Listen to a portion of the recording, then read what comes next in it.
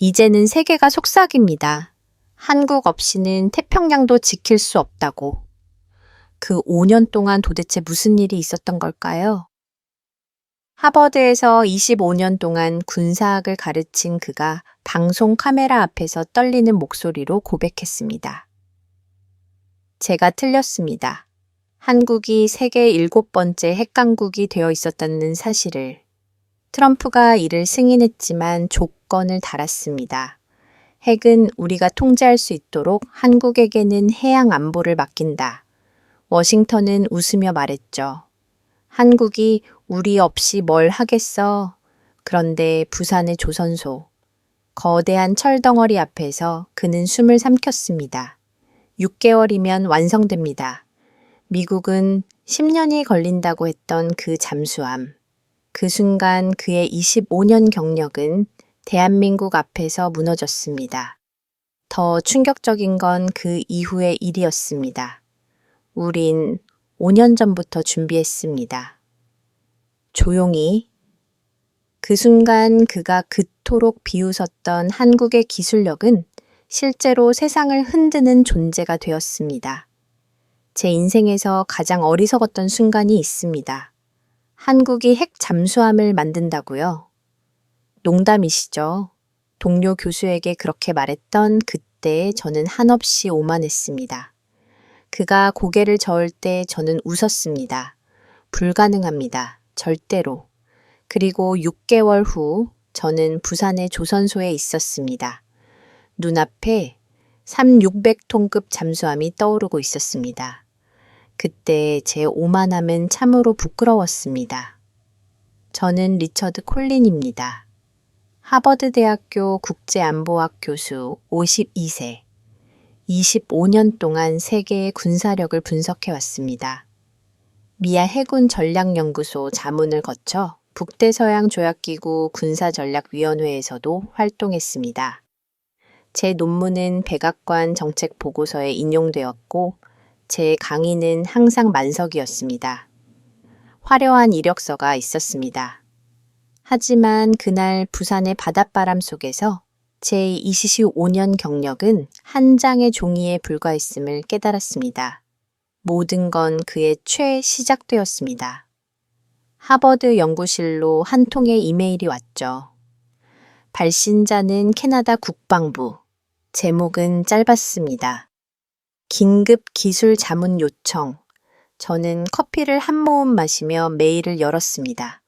캐나다 해군 차세대 잠수함 사업 관련 한국 기술 검증을 위한 전문가 파견 요청 기간 2주 대상 함정 장영실급 600톤급 잠수함. 저는 피식 웃었습니다.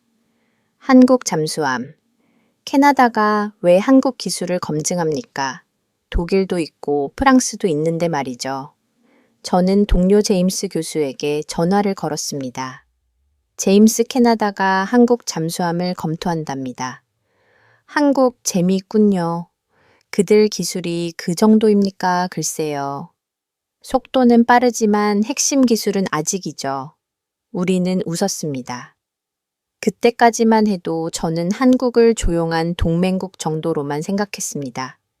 빠르게 성장하는 나라, 반도체와 자동차를 잘 만드는 나라. 하지만 잠수함, 그건 다른 차원의 이야기였죠. 저는 인천공항에 도착했습니다. 공기는 차가웠고 하늘은 잿빛이었죠. 캐나다 기술 검증단은 총 7명. 저를 포함한 군사 전문가 3명, 조선공학자 2명, 그리고 캐나다 해군 장교 2명이었습니다. 우리는 곧바로 부산으로 이동했습니다. 버스 안에서 캐나다 해군 대령이 말했습니다. 교수님, 한국 기술에 대해 어떻게 생각하십니까? 저는 창밖을 보며 답했습니다. 글쎄요, 기대는 하지 않습니다. 하지만 배울 점은 있겠죠. 대령은 고개를 끄덕였습니다. 그때 동료 공학자가 태블릿을 건넸습니다. 교수님, 이거 보셨습니까? 화면엔 뉴스 기사가 떠 있었습니다. 미국 언론사 기사였죠. 트럼프 대통령 한미 정상회담에서 한국 핵추진 잠수함 건조 승인 발언, 백악관 혼란. 저는 눈을 의심했습니다. 핵 추진 잠수함. 한국이 이건 오보 아닙니까? 아닙니다. 미국 방부 장관이 재확인했습니다. 단 핵연료 제공만 승인한다고요. 저는 태블릿을 돌려줬습니다. 핵연료만 준다고 핵잠을 만듭니까? 원자로 설계부터 추진 시스템 냉각, 구조 차폐 기술까지. 그건 수십 년의 노하우입니다. 제 목소리엔 확신이 있었습니다. 하지만 제 손은 미세하게 떨리고 있었죠. 우리는 한화오션 거제 조선소에 도착했습니다. 거대한 철문이 열렸습니다. 그 안은 또 다른 세계였죠. 400필트 길이의 건조도크 천장 높이 50필트 거대한 크레인들이 조용히 움직이고 있었습니다. 그리고 그 중앙에 검은 철의 덩어리가 누워 있었습니다. 장영실함 3,600톤급 길이 89mm 폭 군용기 더블. 저는 숨을 멈췄습니다. 이게 한국 기술입니까? 안내를 맡은 한국인 기술자가 고개를 끄덕였습니다. 네, 순수 국내 기술로 설계되고 건조되었습니다. 저는 천천히 다가갔습니다. 함체 표면은 매끄러웠고 용접선은 거의 보이지 않았습니다. 로봇 용접 시스템. 저는 그 기술을 알고 있었죠. 독일과 프랑스만이 보유한 기술. 로봇 용접 라인이 몇 대입니까? 400대입니다.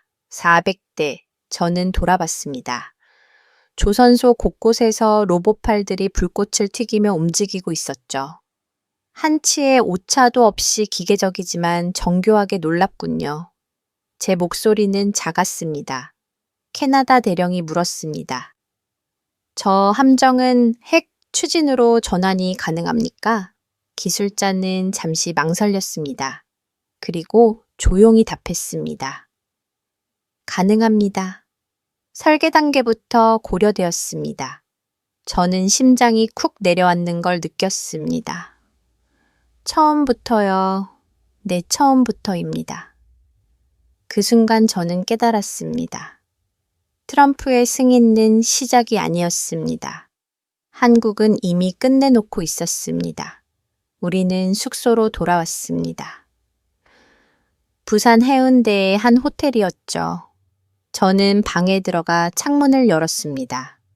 바다가 보였습니다. 어둠 속에서 파도가 조용히 일렁이고 있었죠. 저는 노트북을 열었습니다. 한국 잠수함 기술을 검색했습니다. 장보 고급 2배 시사급 기반 독일 기술 도입, 손원 1급, 이바스 수급 기반, 1차 국산화 장영실급 순수 국산 설계, 그리고 마지막 문장 핵추진 모듈 장착 가능 구조. 저는 노트북을 닫았습니다. 창밖 바다가 검었습니다. 하지만 그 어둠 속에서 저는 빛을 보고 있었습니다. 한국이 움직이고 있었습니다. 조용히. 그러나 확실하게 다음날 아침 저는 일찍 일어났습니다. 잠을 잘 수 없었죠. 머릿속이 복잡했습니다. 핵추진 모듈 장착 가능. 그 문장이 계속 맴돌았습니다. 아침 8시 우리는 다시 조선소로 향했습니다.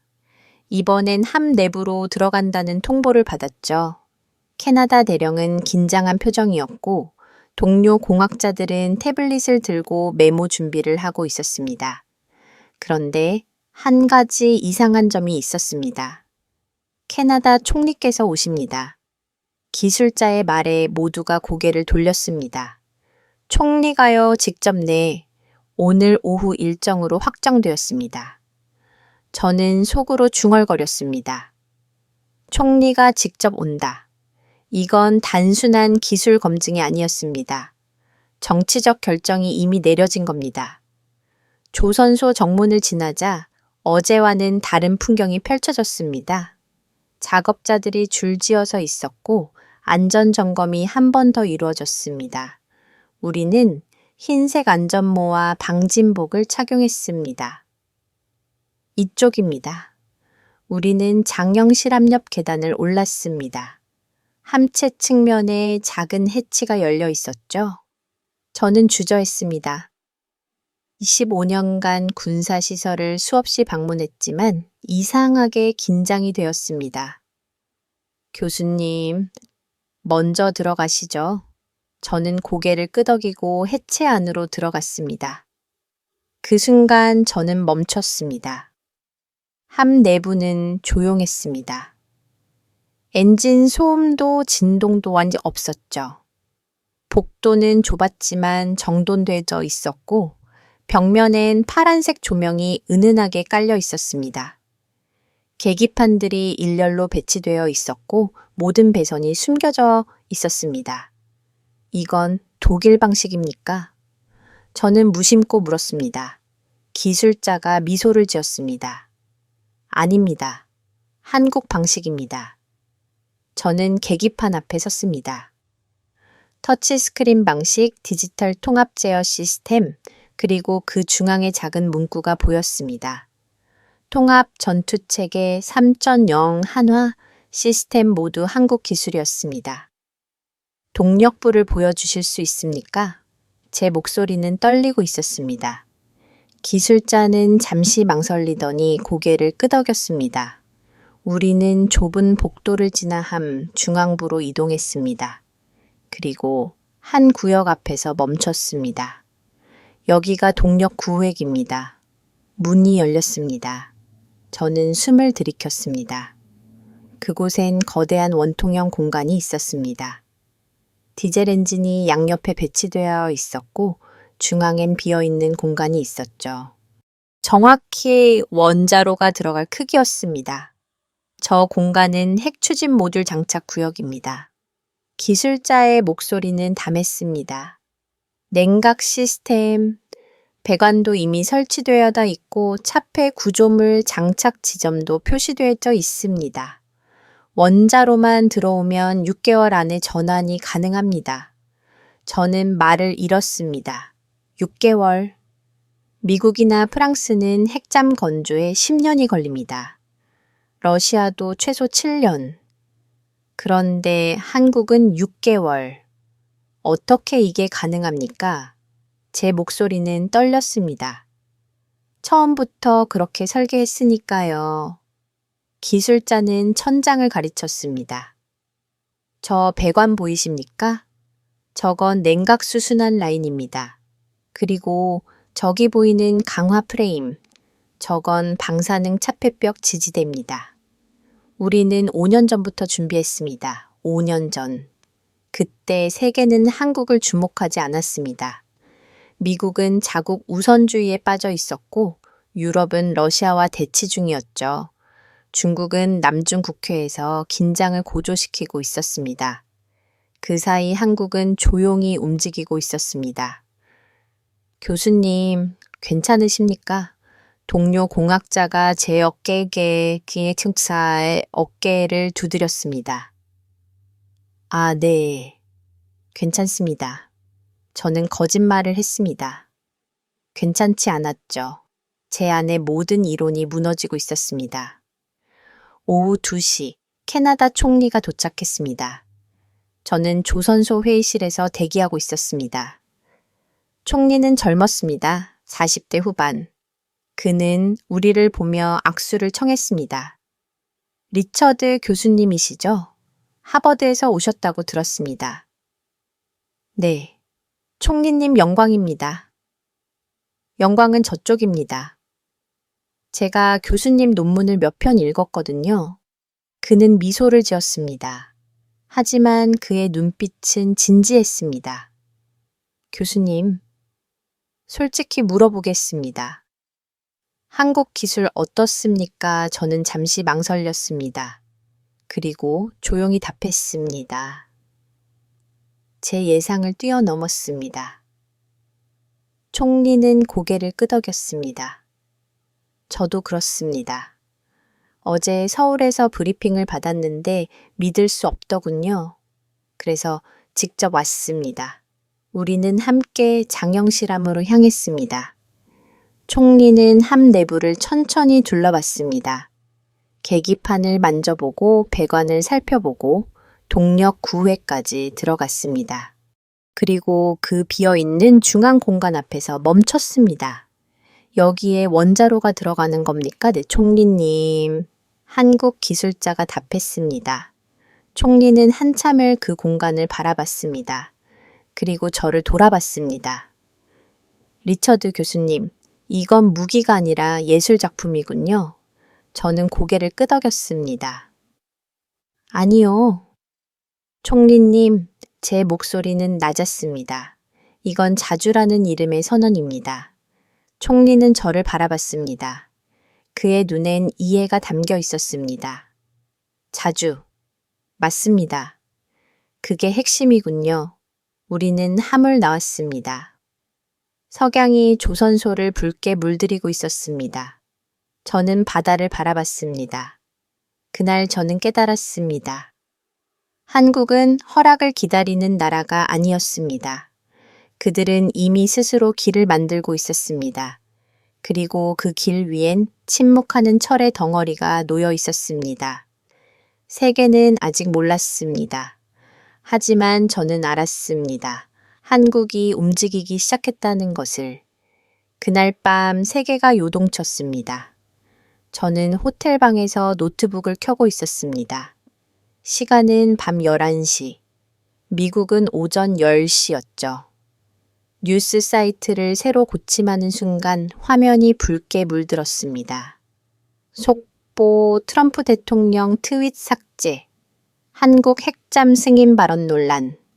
저는 기사를 클릭했습니다.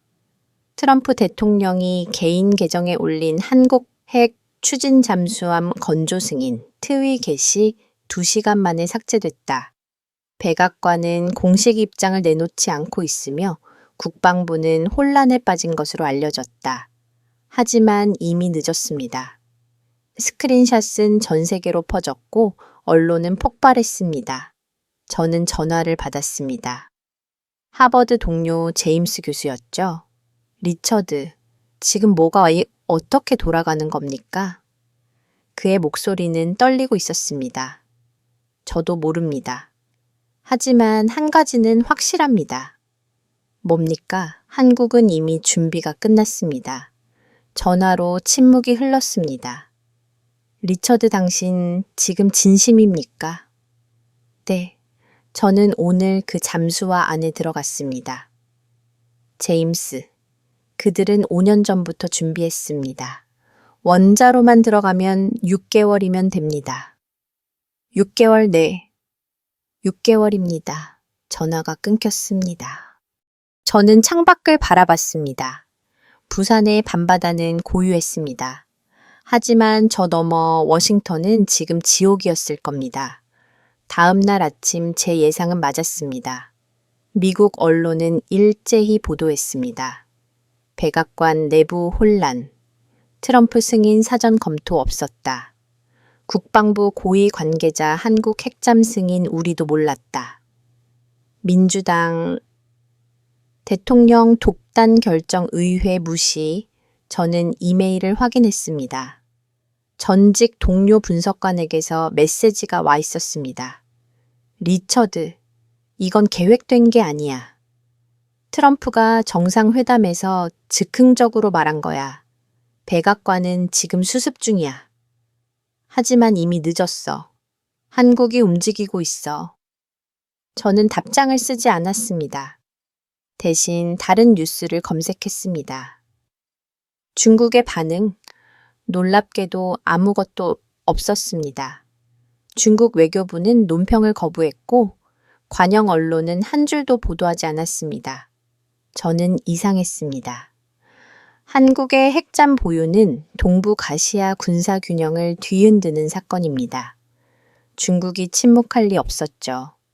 그날 오후 미국 경제 전문 채널이 분석 기사를 냈습니다. 중국의 침묵 계산된 선택인가 기사 내용은 충격적이었습니다. 중국은 한국의 핵잠 보유를 사실상 무기한 것으로 보인다. 한국이 독립적 군사력을 확보하면 미국의 동아시아 영향력은 약화된다.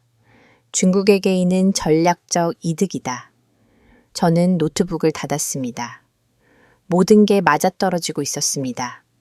트럼프는 동맹 강화를 원했습니다. 하지만 그가 열어준 문은 한국의 독립이었습니다. 중국은 반대해야 했지만 침묵했습니다. 왜냐하면 한국의 자립은 미국의 통제 약화를 의미했으니까요. 그리고 한국은 이 모든 틈새를 정확히 읽고 있었습니다. 저는 조선소로 다시 향했습니다. 마지막 일정이 남아 있었죠. 기술 세부 검토. 하지만 제 머릿속은 이미 다른 생각으로 가득했습니다. 조선소 회의실에서 한국 측 책임자가 발표를 시작했습니다. 장영실급 잠수함은 현재 3척이 건조 중입니다. 1번 함은 내년 진수 예정이고 2번 함과 3번 함은 순차적으로 건조됩니다. 그는 슬라이드를 넘겼습니다. 핵 추진 전환 시 추가로 6척 건조가 가능합니다. 총 9척는 세계 5위 수준의 핵잠 전력입니다. 캐나다 대령이 물었습니다. 9척을 건조하는데 얼마나 걸립니까? 5년입니다. 회의실이 조용해졌습니다. 5년. 미국이 버지니아급 잠수함 한 척 만드는 시간에 한국은 9척을 만든다는 겁니까? 어떻게 그게 가능합니까? 제가 물었습니다. 책임자는 창밖을 가리쳤습니다. 저희는 세계 1위 조선 국가입니다. 연간 2천만 톤의 선박을 건조합니다. 잠수함은 그중 일부일 뿐입니다. 저는 말문이 막혔습니다. 그들은 겸손했지만 그 겸손 속에 자신감이 넘쳤습니다. 회의가 끝나고 저는 혼자 조선소를 걸었습니다. 석양이 이지고 있었습니다. 거대한 크레인들이 하늘을 가로지르고 있었고 용접 불꽃이 여기저기서 튀고 있었습니다. 저는 멈춰 섰습니다. 바다 너머로 장영실함이 보였습니다. 검은 철의 덩어리 조용하지만 강력한 존재, 제 핸드폰이 울렸습니다. 백악관 안보자관이었습니다. 콜린 교수 긴급 보고서 제출 부탁드립니다. 한국의 핵잠 건조 능력에 대해 평가해 주십시오. 저는 잠시 망설였습니다. 보좌관님 한 가지만 말씀드리겠습니다. 말씀하십시오. 한국은 더 이상 우리를 필요로 하지 않습니다. 전화로 침묵이 흘렀습니다. 무슨 말씀이십니까? 기술적으로 그들은 자립했습니다. 우리가 줄 수 있는 건 핵연료뿐입니다. 그것마저도 그들은 대체할 방법을 찾을 겁니다. 교수님, 그건 트럼프 대통령은 문을 열었습니다. 하지만 그 문 너머엔 우리가 통제할 수 없는 세상이 있었습니다. 저는 전화를 끊었습니다. 하늘은 붉게 물들어 있었습니다. 저는 그 순간 깨달았습니다. 세계의 균형이 깨지고 있다는 것을. 그리고 그 중심엔 조용히 움직이는 한국이 있었습니다.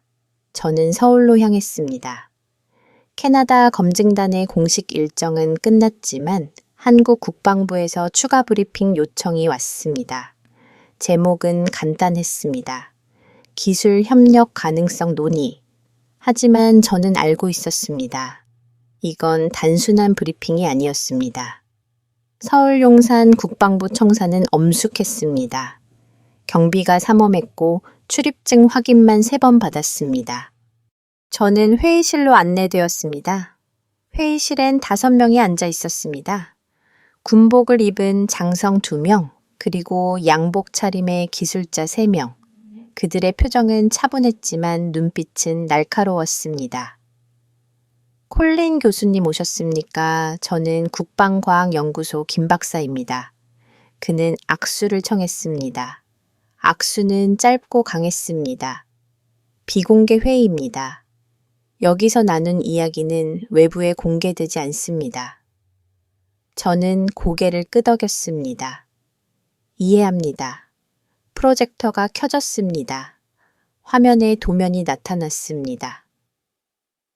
복잡한 배관과 구조물, 그리고 중앙에 작은 원통형 물체. 이것이 무엇인지 아십니까? 김 박사가 물었습니다. 저는 숨을 들이켰습니다. 소형 모듈 원자로입니까? 정확합니다. SMR입니다.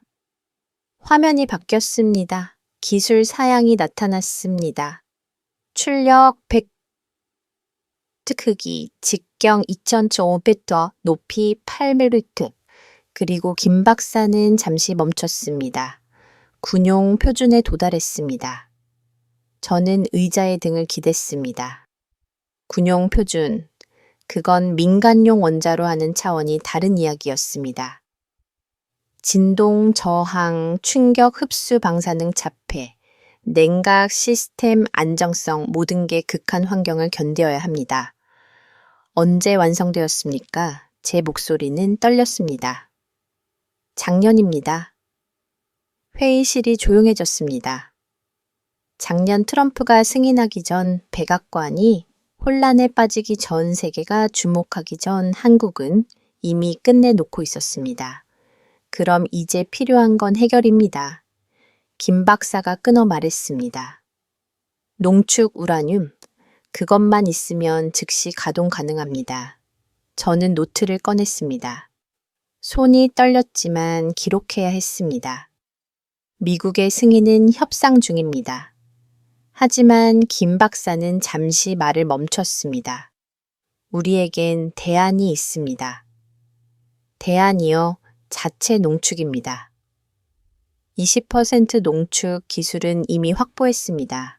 저는 펜을 떨어뜨렸습니다. 20% 농축, 그건 연구용 원자로 수준이 아니었습니다. 잠수함 추진용으로 충분한 수준이었습니다. 교수님, 우리는 단지 허락을 기다리고 있습니다. 김 박사의 목소리는 차분했습니다. 하지만 만약 허락이 오지 않는다면 우리는 스스로 길을 만들 겁니다. 저는 대답할 수 없었습니다. 회의는 1시간 만에 끝났습니다. 저는 복도로 나왔습니다. 머리가 복잡했습니다. 25년간 쌓아온 이론이 흔들리고 있었습니다. 복도 끝에서 한 젊은 기술자가 서류를 들고 지나갔습니다. 그는 저를 보고 멈췄습니다. 콜린 교수님이시죠? 네, 맞습니다. 제 논문 심사를 해주셨습니다. 매사추세츠 공과대학교에서요. 저는 그을 기억했습니다. 5년 전 원자력 공학 박사 과정 학생이었죠. 한국으로 돌아오셨군요. 네, 조국이 부르면 돌아와야죠. 그는 미소를 지었습니다. 교수님, 저희는 준비되어 있습니다. 이미 오래 전부터요. 그는 고개를 숙이고 지나갔습니다. 저는 그 자리에 멈춰 섰습니다. 우린 준비되어 있다. 그 문장이 머릿속을 맴돌았습니다. 저는 호텔로 돌아왔습니다. 노트북을 켰습니다. 백악관 보고서를 작성해야 했습니다. 하지만 손이 움직이지 않았습니다. 무엇을 써야 합니까? 한국은 위협입니다. 아닙니다. 그들은 동맹입니다. 한국은 통제 가능합니다. 아닙니다. 그들은 이미 자립했습니다. 저는 키보드에 손을 올렸습니다. 그리고 천천히 타이핑하기 시작했습니다. 제목, 한국의 핵추진 잠수함 기술평가. 결론, 그들은 더 이상 우리를 필요로 하지 않습니다. 저는 문장을 지우고 다시 썼습니다. 한국은 기술적으로 완전히 자립했습니다. 설계, 추진 시스템, 차폐, 기술 냉각 구조 모든 것을 보유하고 있습니다. 미국이 제공할 수 있는 것은 해연료뿐입니다.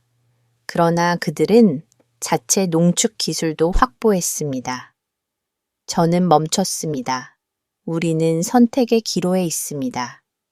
한국을 파트너로 인정하거나 아니면 그들이 홀로 가는 것을 지켜보거나 제 의견은 명확합니다.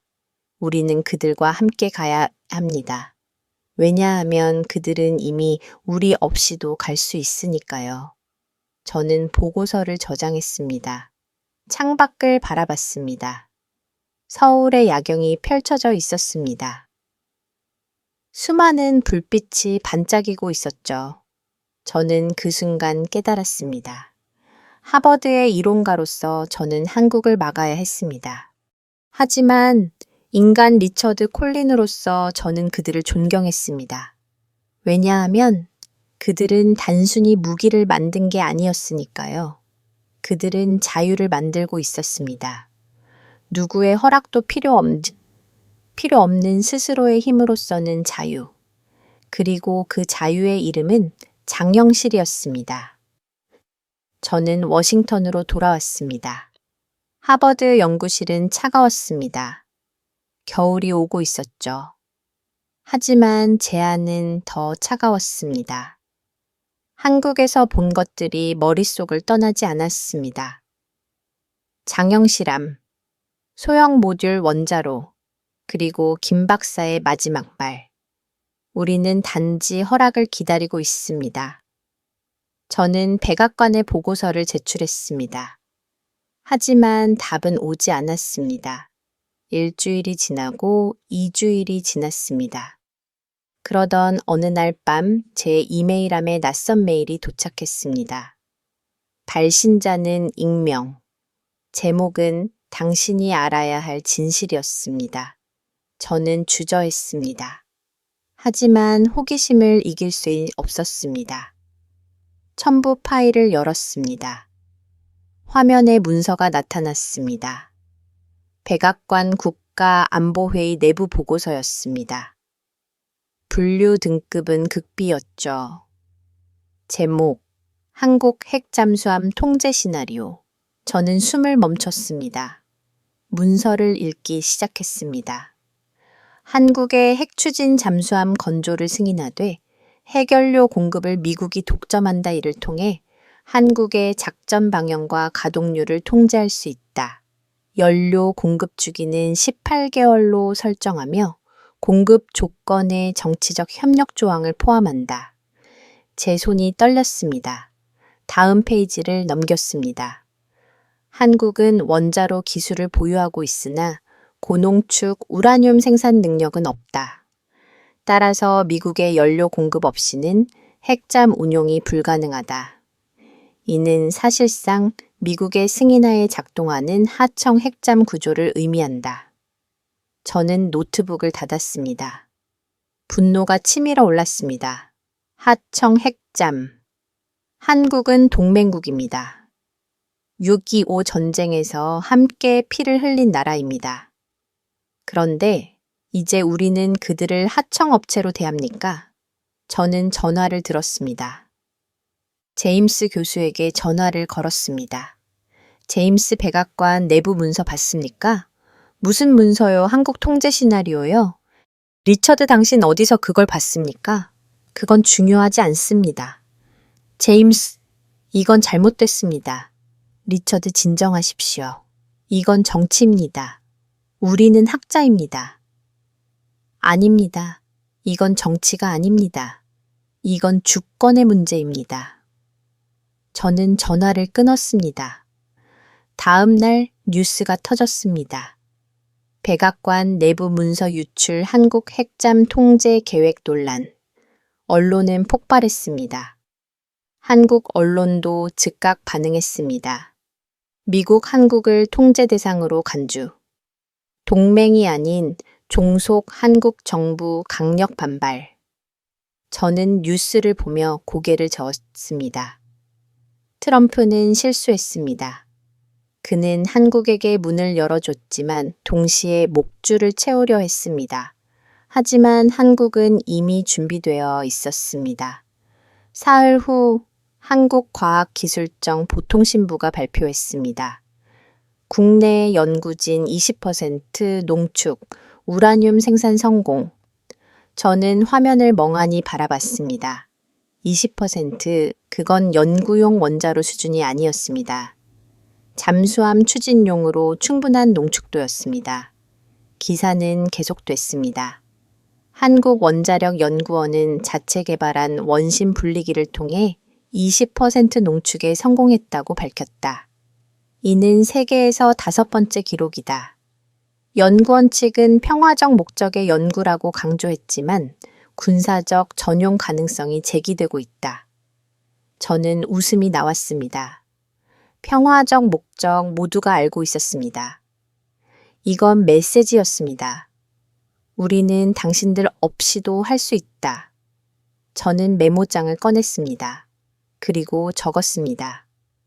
트럼프는 통제를 설계했지만 자유를 만들어냈다. 한 달 후 저는 다시 한국으로 향했습니다. 이번엔 공식 초청이 아니었습니다. 개인 자격이었죠. 한국 국방부가 장영실 진수식에 저를 초청했습니다. 거제 조선소는 축제 분위기였습니다. 태극기가 펄럭이고 군악대가 연주하고 있었습니다. 수백 명의 사람들이 모여 있었죠. 저는 관람석에 앉았습니다. 오후 2시 진수식이 시작되었습니다. 장영실함이 천천히 움직이기 시작했습니다. 거대한 철의 덩어리가 바다를 향해 미끄러졌습니다. 물보라가 일었습니다. 함체가 물에 닿는 순간 함성이 터져 나왔습니다. 사람들이 박수를 쳤고 카메라 플래시가 터졌습니다. 저는 그 장면을 바라봤습니다. 검은 철의 덩어리가 바다 위에 떠 있었습니다. 태극기가 한미에서 펄럭였습니다. 조용했지만 강렬했습니다. 옆자리에 김 박사가 말했습니다. 교수님, 어떻습니까? 저는 한참을 말이 없었습니다. 아름답습니다. 감사합니다. 아니요, 제가 감사해야 합니다. 저는 그를 돌아봤습니다. 당신들이 제게 가르쳐 줬습니다. 진정한 힘이 무엇인지를요. 김 박사는 미소를 지었습니다. 교수님, 이제 시작입니다. 우리는 단지 첫걸음을 뗐을 뿐입니다. 저는 고개를 끄덕였습니다. 바다 위에 장영실함을 바라봤습니다. 그 함선은 조용히 파도를 가르고 있었습니다. 저는 그 순간 깨달았습니다. 트럼프의 승인은 실수가 아니었습니다. 그건 역사의 필연이었습니다. 한국은 이미 준비되어 있었고 세계는 그걸 인정할 수밖에 없었습니다. 그리고 저는 그 역사의 증인이 되었습니다. 바다는 고요했습니다. 하지만 그 고요함 속에서 세계가 바뀌는 소리가 들렸습니다. 세계가 반응하기 시작했습니다. 저는 하버드 연구실로 돌아왔지만 마음은 한국에 남아 있었습니다. 장영실함이 바다로 미끄러지던 그 순간이 머릿속을 떠나지 않았습니다. 하지만 세계는 조용하지 않았습니다. 진수식 이틀 후 국제 언론이 일제히 보도했습니다. 한국상 핵잠수함 국가 진입 방송사가 먼저 터뜨렸습니다. 영국 방송도 뒤를 이었죠. 경제 전문 채널은 한국 방산주 급등을 보도했습니다. 저는 뉴스를 보며 커피를 마셨습니다. 일본의 반응이 가장 빨랐습니다. 일본 방위성 긴급 안보회의 소집 한국 핵잠을 국가 위협으로 규정, 도쿄는 경악했습니다. 그들에게 한국의 핵잠은 직접적 위협이었죠. 독도 문제 역사 갈등 그리고 이제 군사력 격차까지. 중국은 여전히 침묵했습니다. 외교부 대변인은 주시하고 있다는 원론적 답변만 반복했습니다. 하지만 저는 알고 있었습니다. 중국은 계산하고 있었습니다. 러시아는 경계했습니다. 러시아 해군 동해 전력 증강 검토. 모스크바는 불편했지만 직접적 대응은 하지 않았습니다. 그들에게도 한국은 복잡한 변수였죠. 그리고 미국.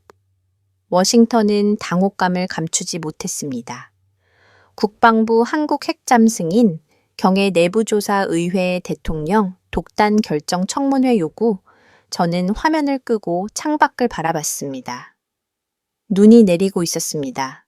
하얀 눈이 조용히 쌓이고 있었죠.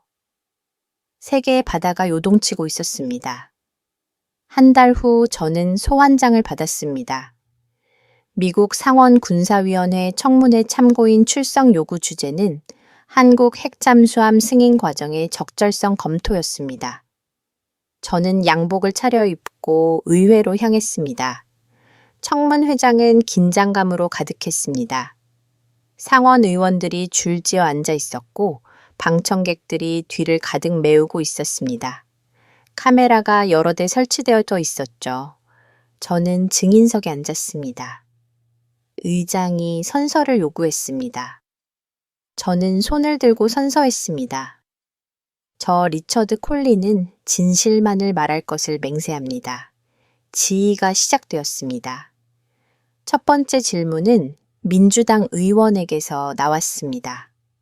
콜린 교수 당신은 한국 조선소를 직접 방문했습니다. 한국의 핵잠수함 건조 능력을 어떻게 평가하십니까? 저는 마이크를 잡았습니다. 완성 단계입니다. 의원이 눈썹을 지켜세웠습니다. 완성. 구체적으로 설명해 주시겠습니까? 한국은 원자로 설계 추진 시스템 차폐 기술 냉각 구조를 모두 보유하고 있습니다. 필요한 것은 해결력뿐입니다. 그마저도 자체 농축 기술을 확보했습니다. 청문회장이 술렁이었습니다. 다른 의원이 끼어들었습니다. 그럼 교수님, 한국의 핵잠이 미국의 안보에 위협이 된다고 보십니까? 저는 잠시 침묵했습니다. 그리고 천천히 말했습니다. 아니요. 네. 위협이 아닙니다. 의원이 앞으로 몸을 기울였습니다. 그럼 무엇입니까? 저는 심호흡했습니다. 진화입니다. 진화요? 네. 한국은 우리의 동맹입니다. 그들이 강해지는 것은 우리의 위협이 아닙니다. 그건 우리 동맹 체제의 진화입니다. 의원이 서류를 내려놓았습니다. 교수님, 하지만 트럼프 대통령의 승인은 의회 검토 없이 이루어졌습니다. 이건 절차상 문제가 있지 않습니까? 저는 고개를 저었습니다. 절차는 중요합니다. 하지만 더 중요한 것은 현실입니다. 한국은 이미 준비되어 있었습니다. 승인은 단지 인정의 문제였습니다. 그럼 교수님은 트럼프 대통령의 결정이 옳았다고 보십니까? 저는 잠시 망설였습니다. 옳고 그름의 문제가 아닙니다. 이건 불가피한 선택이었습니다. 청문회는 3시간 동안 이어졌습니다. 질문은 계속됐고 저는 답했습니다. 솔직하게 있는 그대로 청문회가 끝나고 저는 복도로 나왔습니다. 한국 특파원 기자가 다가왔습니다. 교수님, 인터뷰 부탁드립니다. 무엇을 물으시겠습니까? 한국 국민들에게 한 말씀 부탁드립니다. 저는 카메라를 바라봤습니다. 당신들은 스스로의 힘으로 일어섰습니다. 아무도 이걸 막을 수 없습니다. 기자가 물었습니다. 미국은 한국을 어떻게 봐야 한다고 생각하십니까? 파트너입니다. 더 이상 보호 대상이 아닙니다. 인터뷰가 끝나고 저는 연구실로 돌아왔습니다. 책상 위에 편지 한 통이 놓여 있었습니다. 한국에서 온 편지였죠. 몽투를 열었습니다. 안에는 사진 한 장이 들어 있었습니다.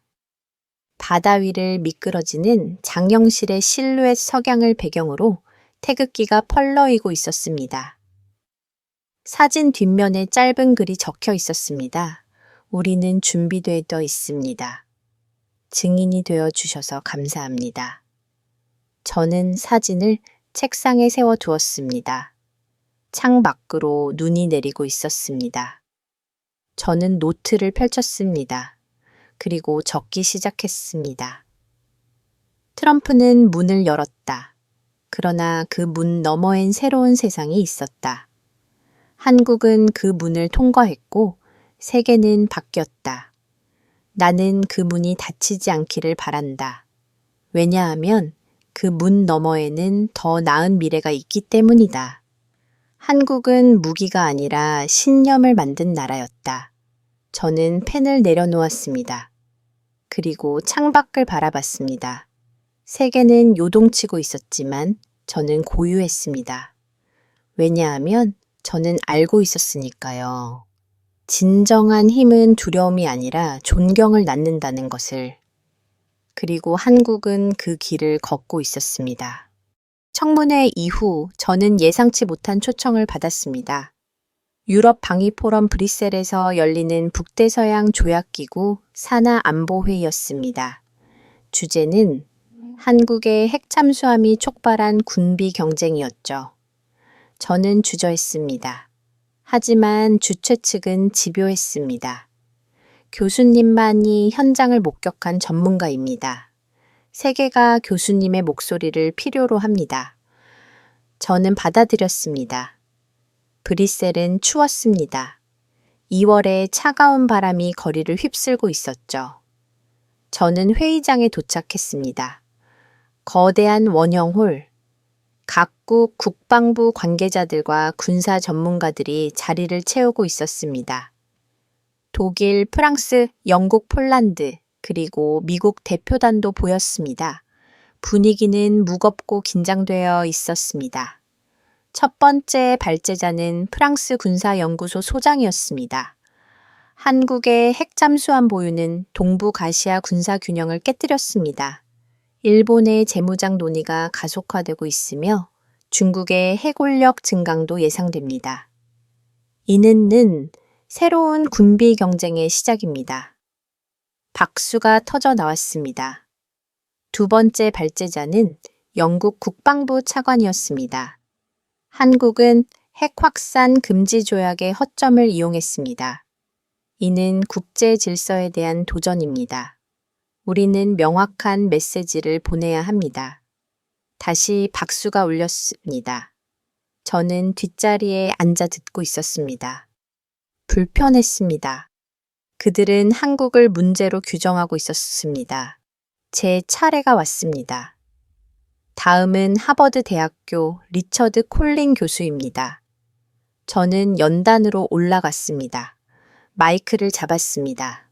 수백 개의 시선이 저를 향했습니다. 저는 천천히 말하기 시작했습니다. 저는 한국의 조선소를 방문했습니다. 장영실람 내부에도 들어갔습니다. 그곳에서 저는 무언가를 보았습니다. 홀이 조용해졌습니다. 그건 무기가 아니었습니다. 청중이 술렁이었습니다. 그건 억제 언어였습니다. 저는 슬라이드를 넘겼습니다. 장영실의 사진이 나타났습니다. 한국은 군비 경쟁을 시작하지 않았습니다. 그들은 균형을 회복시킨 겁니다. 독일 대표가 손을 들었습니다. 교수님, 그게 무슨 의미입니까? 핵 잠수함은 공격 무기입니다. 저는 고개를 저었습니다. 아닙니다. 한국의 핵잠은 방어 무기입니다. 그들은 침략이 아니라 생존을 선택했습니다. 하지만 핵잠은 전략 무기입니다. 맞습니다. 그리고 바로 그것이 평화를 만듭니다. 홀이 다시 조용해졌습니다. 저는 계속 말했습니다. 한국은 강대국들 사이에 있습니다. 북쪽엔 핵무기 보유국, 서쪽엔 세계 최대 해군, 동쪽엔 재무장하는 국가. 그들에게 핵잠은 선택이 아니라 필수였습니다. 프랑스 소장이 끼어들었습니다. 하지만 그건 핵 확산입니다. 아닙니다. 제 목소리는 단호했습니다. 이건 주권의 회복입니다. 한국은 누구의 허락도 구걸하지 않았습니다. 그들은 스스로의 힘으로 섰습니다. 저는 슬라이드를 다시 넘겼습니다. 한국 조선소의 용접 로봇 사진이 나타났습니다. 이것이 한국입니다. 400대 로봇, 한치 없는 정밀함. 그들은 기술로 평화를 만들었습니다. 저는 마지막 슬라이드를 띄웠습니다. 장영실이 바다로 미끄러지는 장면이었습니다. 여러분, 우리는 선택의 기로에 있습니다. 한국을 적으로 볼 것인가 아니면 파트너로 인정할 것인가 저는 후자를 선택합니다. 저는 마이크를 내려놓았습니다. 홀은 정적에 잠겼습니다. 그리고 천천히 한 사람이 일어나 박수를 쳤습니다. 캐나다 대표였습니다. 그 박수가 퍼져나갔습니다. 폴란드, 네덜란드, 그리고 독일까지 저는 연단에서 내려왔습니다. 다음 날 국제 언론이 일제히 보도했습니다. 한국 핵이 아닌 철학으로 바다를 지배하다.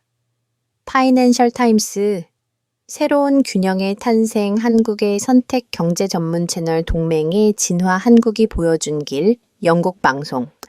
저는 호텔방에서 뉴스를 보고 있었습니다. 세계가 바뀌고 있었습니다. 한 달 후는 하버드로 돌아왔습니다. 마지막 강의 날이었습니다. 은퇴를 앞두고 있었죠. 강의실은 만석이었습니다. 학생들이 빈틈없이 앉아 있었습니다. 저는 칠판에 한 문장을 썼습니다. 양심 없는 힘은 무의미하다. 양심 없는 힘은 무의미하다. 여러분, 저는 25년간 힘의 논리를 가르쳤습니다. 하지만 한국에서 저는 다른 걸 배웠습니다.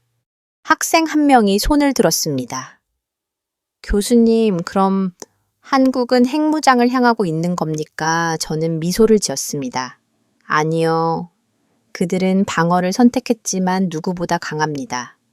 어떻게 그게 가능합니까? 기술입니다. 그리고 신념입니다. 저는 창밖을 바라봤습니다. 한국은 무기가 아니라 조엄을 만들었습니다. 그것이 진정한 힘입니다. 강의가 끝나고 학생들이 일어나 박수를 쳤습니다.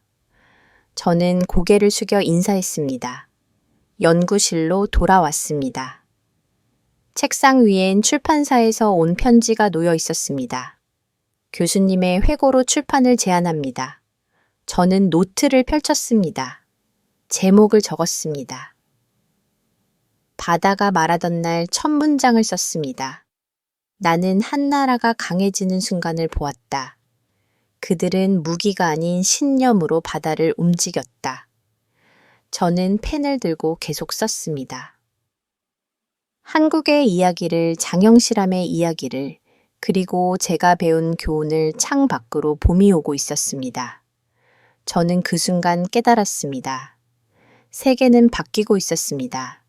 그리고 그 중심엔 조용하지만 강한 나라가 있었습니다. 한국이었습니다. 1년이 흘렀습니다. 저는 책을 완성했습니다. 제목은 바다가 말하던 날이었습니다.